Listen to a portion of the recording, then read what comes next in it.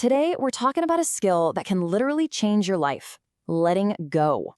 Now, I know what you might be thinking. That sounds a little fuzzy, right? But it's not. This is a super practical tool for cutting down on stress and getting your energy back. So let's get right into it. I mean, think about it. It's a question we've all asked ourselves, right? Probably staring at the ceiling at 2 a.m. Why? Why do we pour so much of our mental, our emotional energy into trying to change things we just can't change? It's like trying to steer a ship that's already locked on its course. And that struggle is exactly what we're going to unpack today. And honestly, here's the simple, powerful truth at the heart of all of this. Most of our anxiety, our frustration, our suffering, it doesn't actually come from the bad things that happen. Nope. It comes from us fighting against them.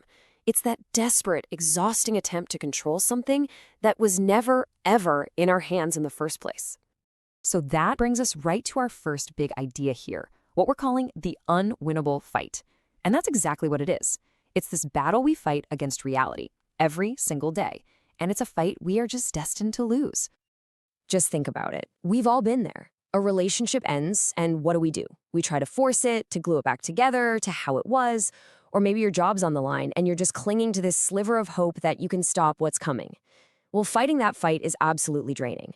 It just unleashes this whole flood of awful feelings, fear, anger, you name it. So the big question is, why do we keep doing this to ourselves? Why do we get into these unwinnable fights? Well, it all boils down to this really powerful psychological trap. It's called the illusion of control. And hey, this is not some new idea we just came up with. For literally thousands of years, wisdom traditions all over the world have been pointing to the very same thing. You've got ancient Eastern philosophies talking about how suffering comes from grasping onto things that are temporary. And then you have the ancient Stoics saying, basically, suffering comes from trying to control what you can't control. The language is different, but the core message, it's exactly the same.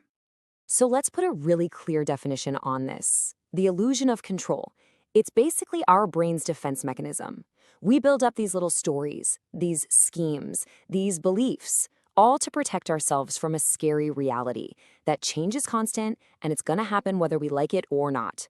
And when that illusion breaks, that's when we completely spiral. But it's not all doom and gloom. This is where things start to turn around. Once you can actually see the illusion for what it is, you can start using a new, much smarter framework. We're going to shift from talking about the problem to talking about the solution. And it's all about moving from control to influence.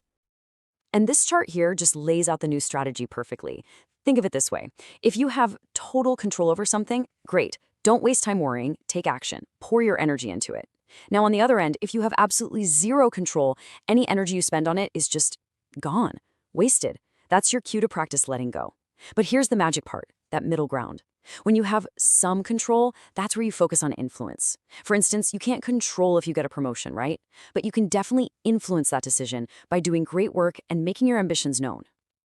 Okay, that all sounds great in theory, but how do we actually put this into practice? Let's get super concrete with a simple method you can use literally today. It's a practical, 3-step sort for all your worries. All right, here's the exercise. It's so powerful. Step 1, you're going to take all that junk that's rattling around in your head and just write it all down.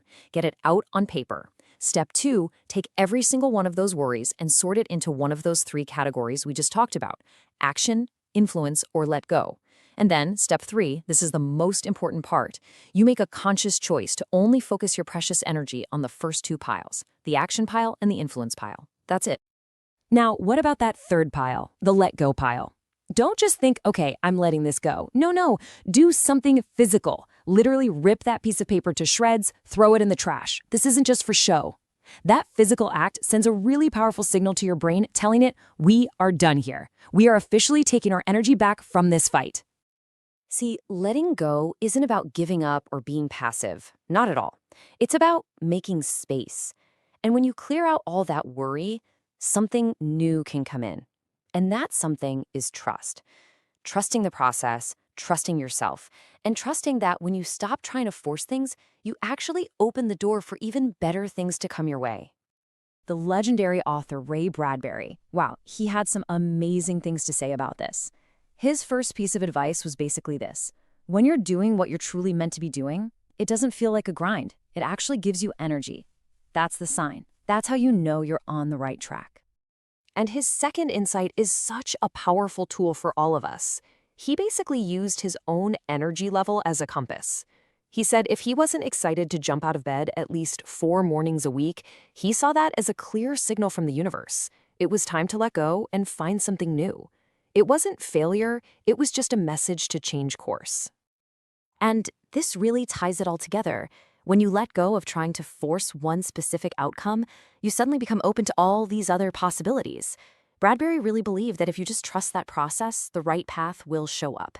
And you know what? It's often way better than the one you were trying so hard to control. Okay, so let's bring all these pieces together and talk about what your path forward looks like, starting right now. So here's the game plan. It's all about getting really honest with yourself and sorting things out.